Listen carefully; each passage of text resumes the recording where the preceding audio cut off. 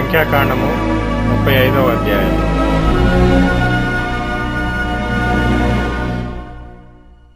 మరియు యెరికో యొద్ద యొర్దానుకు సమీపమైన మోయాబు మైదానములలో యెహోవా మోషేకు ఇలాగు సెలవిచ్చెను.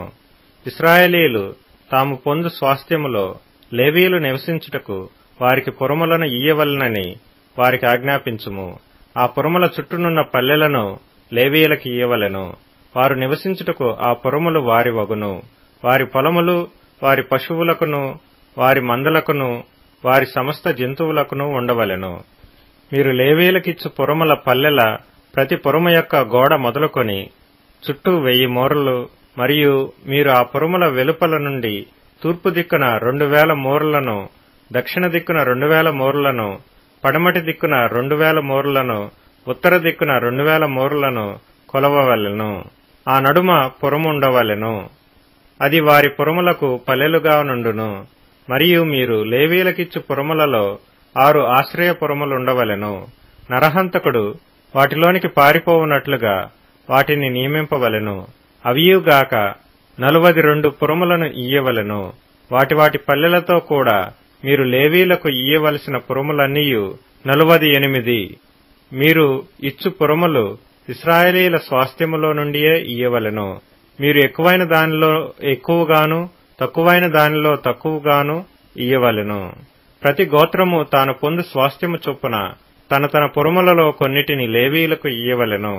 మరియు యెహోవా మోషేకు ఇలాగు సెలవిచ్చెను.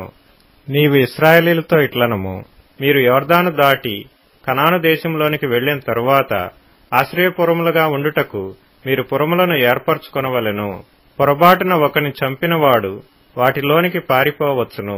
తీర్పు పొందుటకై నరహంతకుడు సమాజమునెదుట నిలుచు వరకు వాడు మరణశిక్ష నొందకూడదు. గనుక ప్రతి హత్య చేయువాడు రాకుండా అవి మీకు ఆశ్రయపురములుగా ఉండును. మీరు ఇయ్యవలసిన ఆ పురములలో 6 ఆశ్రయపురములుండవలెను. వాటిలో యొర్దాను యువతల 3 పురములను ఇయ్యవలెను. కనాను దేశంలో 3 పురములను ఇయ్యవలెను. అవి మీకు ఆశ్రయపురములుగా ఉండును. పొరబాటున ఒకని చంపిన ఎవడైనను వాటిలోనికి పారిపోవునట్లు ఆ 6 పురములు ఇశ్రాయేలీయులకును పరదేశులకును మీ మధ్య నివసించు వారికిని ఆశ్రయమై ఉండును. ఒకడు చచ్చునట్లు వానిని ఇనుప ఆయుధంతో కొట్టువాడు నరహంతకుడు. ఆ నరహంతకునికి నిశ్చయముగా మరణశిక్ష విధింపవలెను. ఒకడు చచ్చునట్లు మరియొకడు రాతితో వాని కొట్టగా దెబ్బతినిన వాడు చనిపోయిన ఎడల కొట్టినవాడు నరహంతకుడగును. ఆ నరహంతకుడు నిశ్చయముగా మరణశిక్ష నొందును. మరియు ఒకడు చచ్చునట్లు మరియొకడు చేతికొర్రతో కొట్టగా దెబ్బతినిన వాడు చనిపోయిన ఎడల కొట్టినవాడు నరహంతకుడగును. ఆ నరహంతకుడు నిశ్చయముగా మరణశిక్ష నొందును. హత్య విషయములో ప్రతి హత్య చేయువాడు తానే నరహంతకుని చంపవలెను. వాని కనుగొనినప్పుడు వాని చంపవలెను. ఒకడు చచ్చునట్లు వాని పగపట్టి పొడిచినను లేక పొంచియుండి వాని మీద దేనినైనను వేసినను, లేక ఒకడు చచ్చునట్లు వైరము వలన చేతితో వాని కొట్టినను, కొట్టినవాడు నరహంతకుడు. నిశ్చయముగా వాని చంపవలెను. నరహత్య విషయంలో ప్రతి హత్య చేయువాడు ఆ నరహంతకుని కనుగొనినప్పుడు వాని చంపవలెను. అయితే పగపట్టక హఠాత్తుగా వానిని పొడిచినను, పొంచియుండక వాని మీద ఏ ఆయుధమునైనా వేసినను, వాని చూడక ఒకడు చచ్చునట్లు వాని మీద రాయి పడవేసినను, దెబ్బతినినవాడు చనిపోయిన ఎడల కొట్టినవాడు వాని మీద పగపట్టలేదు, వానికి హాని చేయగోరలేదు. కాబట్టి సమాజము ఈ విధులను బట్టి కొట్టిన వానికిని హత్య విషయములో ప్రతి హత్య చేయువానికిని తీర్పు తీర్చవలెను. అట్లు సమాజము నరహత్య విషయంలో ప్రతి హత్య చేయువాని చేతిలో నుండి ఆ నరహంతకుని విడిపింపవలెను. అప్పుడు సమాజము వాడు పారిపోయిన ఆశ్రయపురమునకు వాని మరలా పంపవలెను. వాడు పరిశుద్ధ తైలముతో అభిషేకింపబడిన ప్రధాన యాజకుడు మృతి నొందు వరకు అక్కడనే నివసింపవలెను.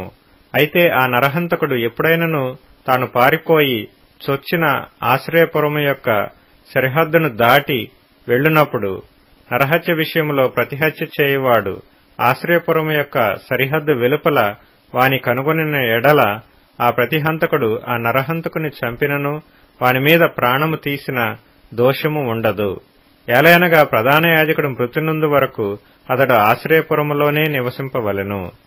ప్రధాన యాజకుడు మృతి నొందిన తరువాత ఆ నరహంతకుడు తన స్వాస్థ్యమున్న దేశమునకు తిరిగి వెళ్లవచ్చును.